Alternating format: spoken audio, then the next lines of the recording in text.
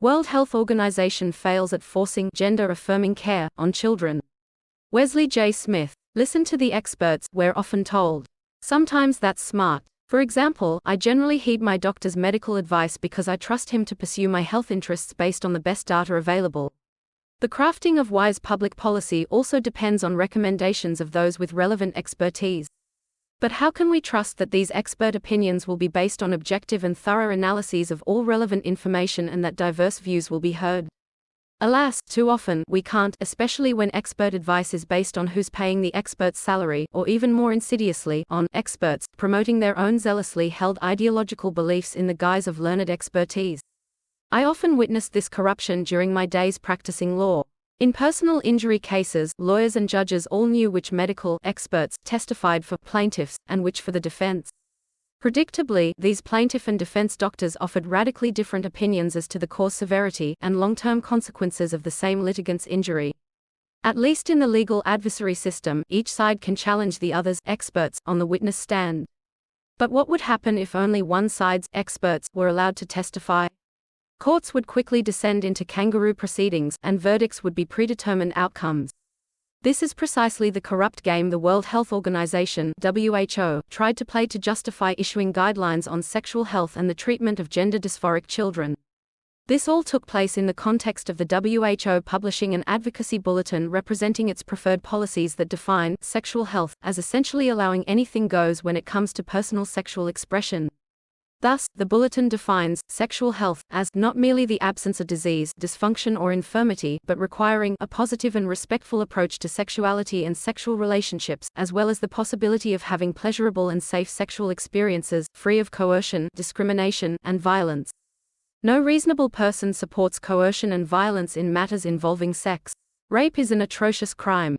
Forced marriage is a true human rights abuse. Sex trafficking is abhorrent. But these terrible wrongs were not the bulletin's primary focus. Rather, the authors seemed intent on creating policies that reject traditional cultural and religious sexual norms such as celibacy, chastity, fidelity in marriage, and sexual restraint, and redefining them as abuses that undermine sexual health. Thus, the bulletin states, upholding sexual health is a moral obligation. Immense suffering is caused when people lack bodily autonomy, control over their fertility, and the freedom to experience safe, consensual and pleasurable sexual relationships. Consequently, policymakers must enact progressive laws and policies to expand access to comprehensive sexual and reproductive services, such as abortion, contraception, gender transitioning, and the decriminalization of prostitution. Even more subversively, the WHO's progressive sexual health agenda wanted to target children suffering from intense feelings they are not the sex they were born. Toward that end, the WHO impaneled an advisory committee consisting exclusively of transgender activists as the experts to help the organization craft official guidelines on treating gender dysphoric children and adolescents. Clearly, the fix was supposed to be in.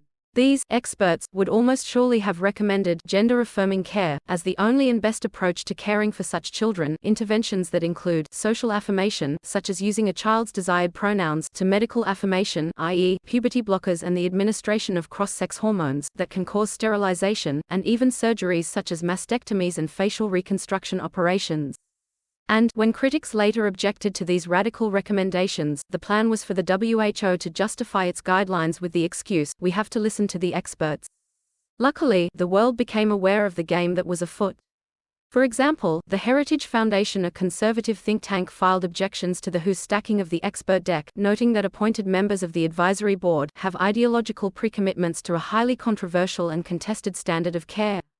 Unsurprisingly, several committee members were part of the World Professional Association for Transgender Health (WPATH), an ideological and activist medical association that unreservedly pushes gender-affirming care, as the WHO concomitantly excluded expert critics of that approach. Others protested too, noting that opposition to gender-affirming care in children reaches across the usual ideological divides.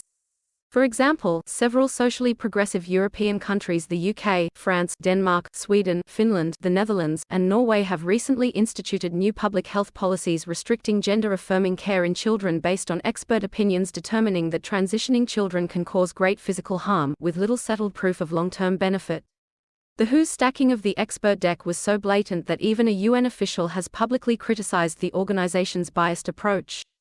As reported by The Guardian newspaper, the UN Special Rapporteur on Violence Against Women and Girls accused the WHO of taking a one-sided, pro-medicalizing approach to trans healthcare, complaining that most committee members had strong, one-sided views in favor of promoting hormonal gender transition, and adding that of the 21 committee members, not one appears to represent a voice of caution for medicalizing youth with gender dysphoria or the protection of female-only spaces.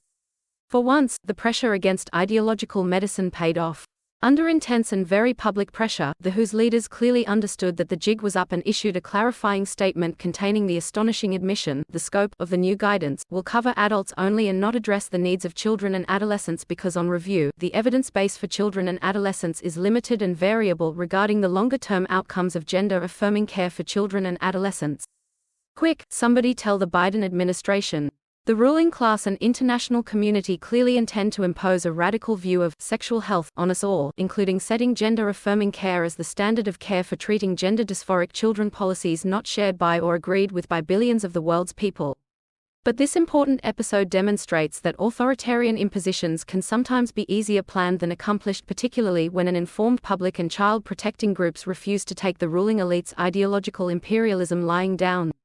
Award-winning author Wesley J. Smith is host of the Humanize podcast, Humanize, Today, chairman of the Discovery Institute Center on Human Exceptionalism and a consultant to the Patients' Rights Council. His latest book is Culture or Death: The Age of Do Harm Medicine.